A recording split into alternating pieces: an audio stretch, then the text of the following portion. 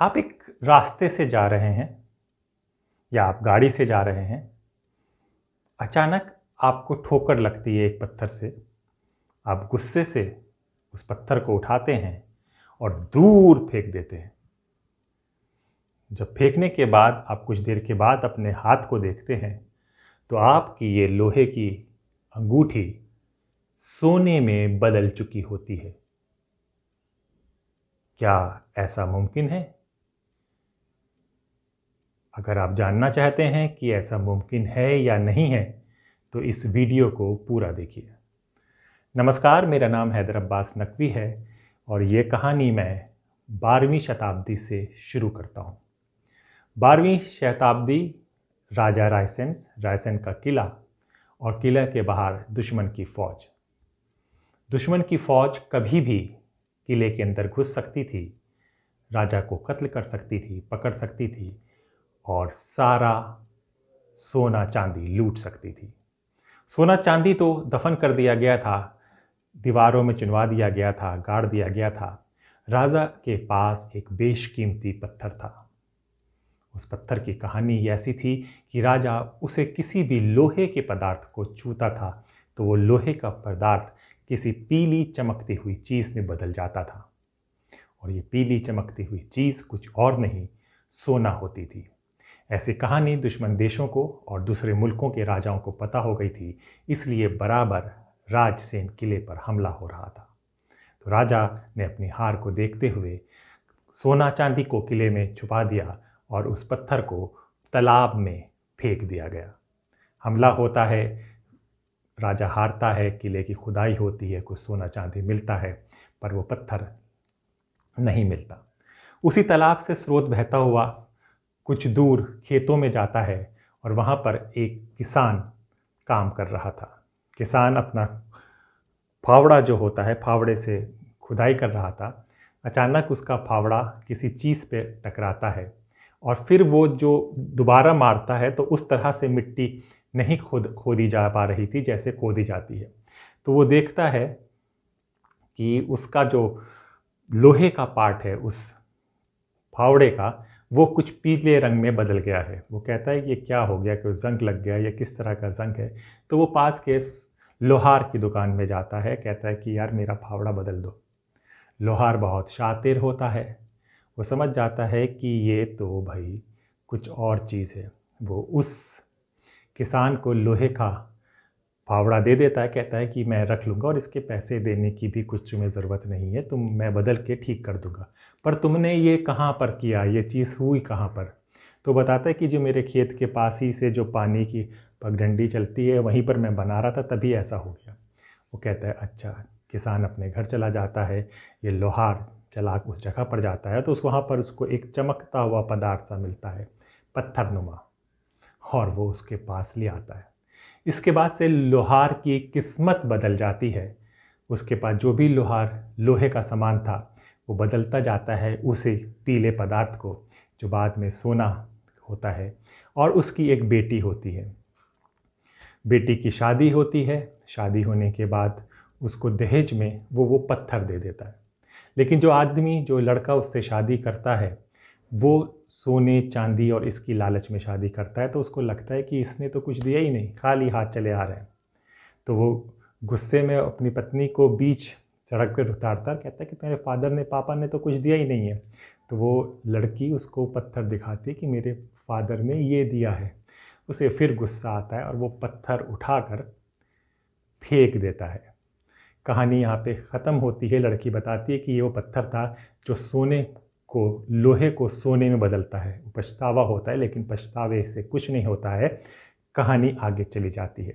अब आता है बादशाह अकबर का दौर। बादशाह अकबर के पास शमशेर नाम का एक हाथी था, बहुत लंबा चौड़ा गुस्सैल हाथी था। एक बार ये लोग बुरहान पे चढ़ाई करते हैं तो इस हाथी के सहारे इनको वो नदी पार करनी होती है। हाथी के पैरों पे जंजीर बंधी होती है क्योंकि हाथी कभी भी पागल या इस तरह की हरकतें ना करे, उसे कंट्रोल करने के लिए। जब नदी पार करके हाथी बाहर निकलते तो बादशाह अकबर देखते हैं कि उसके हाथी के जो पैरों में लोहे की जंजीरें थीं वो पीले रंग में बदल गई हैं। अकबर चालाक था, समझ जाता है कि ये शायद उसी पत्थर से टकरा गए हैं जिसका जिक्र कई सदियों से चलता आ रहा है। नदी की पूरी छानबीन होती, कुछ होता है लेकिन कुछ हासिल नहीं होता है। फिर आ जाता है ब्रिटिश काल, और ब्रिटिश के एक अफसर जॉर्ज जैकब को बताया जाता है कि नर्मदा नदी में इस तरह के पत्थर को पाया जा सकता है। वो नर्मदा नदी में छलांग लगा देते हैं और ढूंढते रहते हैं, कूदते रहते हैं, लेकिन ना कभी जॉर्ज वापस आते हैं और ना ही उन्हें ये पत्थर मिलता है। इस पत्थर का नाम आप समझ गए होंगे। इस पत्थर को पारस पत्थर कहते हैं, इंग्लिश में फिलोसफर पत्थर कहते हैं, उर्दू में संगे फ़लसफ़ी कहते हैं। इसका ज़िक्र कई सालों से चलता आ रहा है। मैं आपको क्रम के साथ बता दूंगा कहाँ कहाँ इसका ज़िक्र हुआ है, और फिर ये बताऊंगा कि मैं ये कहानी क्यों बता रहा हूँ और इस पत्थर का 2022 से क्या रिलेशन है। इस पत्थर का जिक्र 13वीं शताब्दी में एल्बर्ट मैग्नस ने किया था। फिर एल्केमिक राइटिंग ऑफ एल्फ्रेड कैली 1893 में, 1771 में डेबरी के जोसेफ राइट ने। एल्केमिस्ट आप समझिए क्या होता है। एल्केमिस्ट वो होते हैं जो रसायन विज्ञान पर रिसर्च करते हैं, यानी कि मेटल के अंदर क्या पदार्थ होते हैं और उन पदार्थों का क्या रिएक्शंस होता है। संत जनेश्वर ने 1275 और 1296 में इसका जिक्र किया है। आप लोगों ने यहूदी राजा मिडास की कहानी सुनी होगी। वो कहानी में ऐसा था कि उस राजा को एक वरदान मिलता है कि वो किसी को भी छुएगा तो वो सोने का हो जाएगा। यहीं पर सत्यजीत रे ने भी एक कॉमिक फिल्म बनाई थी इसी पत्थर को लेकर, कि एक आदमी को क्रिकेट ग्राउंड में पत्थर मिलता है और फिर वो चीज़ें पदार्थ सोने के बनने लगते हैं। आखिरी में जब छापा पड़ता है तो वो पत्थर को निगल लेता है और बाद में वो सब चीज़ें लोहे में बदलने लगती हैं। हैरी पॉटर फिक्शंस में भी फिलोसफर स्टोन का जिक्र हुआ है। Memories of Jahangir emperors of India, William Thomson ने इस चीज़ का जिक्र किया है। जहांगीरनामा में बादशाह जहांगीर ने अपने फादर का, जो अकबर का मैंने किस्सा बताया है, उसका जिक्र किया है। और ब्रिटिश का जॉर्ज जैकब का भी आपने जिक्र किया है।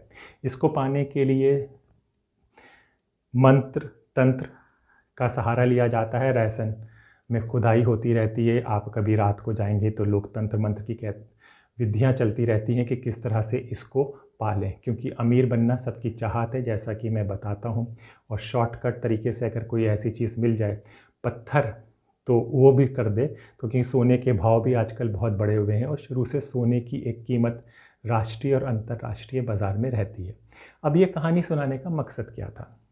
अभी 22 जून 2022 में छत्तीसगढ़ के एक गांव में एक बेंगा कहते हैं कि जो आपकी पूजा तंत्र झाड़ फूक करके लोगों को ठीक करता है। इसकी 78 ईयर्स की एज थी। ये पिछले गरीब ही था, फिर गरीब से 6-7 साल से अपने गांव से गायब हो जाता है। गायब होने के बाद ये जब वापस आता है तो इसकी हालत बड़ी सुधरी हुई होती है। इसके पास पैसा भी आने लगता है, इसके पास सोना भी दिखता है और चांदी भी दिखता है। और लोग जब आते हैं तो देखते हैं कि इसके पास इस पर एक पत्थर है जिस पत्थर का ये बराबर इस्तेमाल करता है और जो वहाँ पर लगा रहता है। तो इस पत्थर के बारे में पूरे गांव में चर्चा होने लगती है कि भाई क्या है क्या है। अब यहाँ पर एक महिला और एक औरत आदमी इसके पास आते हैं कि भाई हमारा इलाज कर दो। झाड़ फूंक के लिए करता है, फिर कहते हैं, फिर दोबारा वो औरत आती है कि मेरे पति की तबीयत ख़राब है, आप मेरे घर चलकर इसको कर दो। तो वो अपना बैग वैग उठाता है और जाके चला जाता है और उसके बाद से वापस नहीं आता। और इसी रात इसके घर में 10 लोग हमला करते हैं, ज़मीन खोदते हैं, ये करते हैं। इसकी बीबी और नाती के साथ सोच रहे होते हैं, उनको बांध देते हैं, घर से जेवर ले जाते हैं, सोना ले जाते हैं, 30,000 रुपये ले जाते हैं और जाके चले जाते हैं। पत्नी कंप्लेन लिखाती कि मेरा पति भी गायब है और इस तरह की डकैती हुई है। जब पुलिस इन्वेस्टिगेशन करती है तो पता चलता है कि ये औरत, ये आदमी पूरा गैंग था जिन्होंने इसको किडनैप किया। किडनैप करने के बाद इसको मारा पीटा। और इससे ये क्या जान रहे थे? ये जान रहे थे उस पारस पत्थर के बारे में जो उन्होंने उसको देखा था। वो मना करता रहा कि नहीं मेरे पास नहीं। उन्होंने कहा कि तू उस किले में गया था, तूने पूजा तंत्र किए, तुझे उस जिन ने, जो कहानियों में था या हकीकत में था, तुझे उस जिन ने वो पत्थर दे दिया। हमने खुद देखा है तेरे पास वो पत्थर। अब तू बता वो पत्थर है कहाँ। उसके पास उसने नहीं बताया, उसको मार दिया गया, वहीं पर गाड़ दिया गया। कि पुलिस ने हुई, इन्वेस्टिगेशन हुई, इनको पकड़ा गया, उस बेंगा की ज़िंदगी चली गई, पत्थर नहीं मिला। पत्थर आज भी कहानी है। इस कहानी से भी लोग सबक नहीं समझ रहे और वो कह रहे हैं कि देखो, पारस पत्थर से जुड़ी हुई जो कहानी है कि जिसके पास भी पारस पत्थर आया है उसने अपनी ज़िंदगी से हाथ धो बैठा है। हकीकत क्या है, सच्चाई क्या है, कल्पनाओं को हकीकत में कैसे जोड़ा गया है, ये आज भी पहेली है। मैं अंत में यही कहूँगा, पारस और संत यही अंतर्जान, ये लोहा कंचन करे वो करिए आपू समान। तो ये आपके ऊपर है कि आप खुद पारस बनिए या पारस को ढूंढिए। आज के लिए इतना ही। इंडिया लाइफ में आपसे जुड़ी हुई, आपके लिए हर रंगीन, हर तरह की कहानियाँ हम बताते रहेंगे। तब तक के लिए नमस्कार।